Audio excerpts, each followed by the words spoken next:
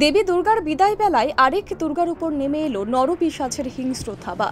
রাজধানীর রাজনগরে নাবালিকা ধর্ষণ চেষ্টার ঘটনায় গ্রেফতার হয়েছে অভিযুক্ত শঙ্কর দাস। শুক্রবার গভীর রাতে শেকেরকোট এলাকা থেকে তাকে আটক করেছে পুলিশ। পুলিশ সূত্রে জানা গেছে, ঘটনার পর থেকে অভিযুক্ত পলাতক ছিল। গোপন সূত্রে খবর পেয়ে রাজনগর থানার পুলিশ অভিযান চালিয়ে তাকে গ্রেফতার করে। শনিবার তাকে আদালতে তোলা হলে পুলিশ রিমান্ডের আবেদন জানানো হয়। এই ঘটনার জেরে এলাকায় চাঞ্চল্য ছড়িয়েছে।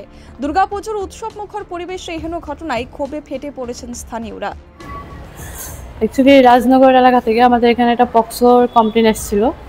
তো সেই মোতাবেক আমরা ওই মামলাটাতে একজন আসামিকে যে কমপ্লেন দিয়েছিল, যার নামে দিয়েছিল, ওনাকে আমরা কালকে মিডনাইটে অ্যারেস্ট করেছি শেকেরকোট এলাকা থেকে। ঘটনার পর সে পলাতক ছিল। পরবর্তী সময়ে আমরা আমতলী থানার সহযোগিতা এবং আমাদের এসপি স্যার, আমাদের এডিশনাল স্যার এবং এসডিপো স্যারের গাইডেন্সে আমরা তাকে অ্যারেস্ট করতে সক্ষম হয়েছে। ইনভেস্টিগেশন চলছে।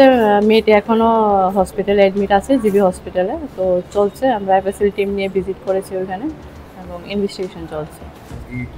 হ্যাঁ, আজকে কোর্টে পাঠানো হবে। Bureau report, PV north east.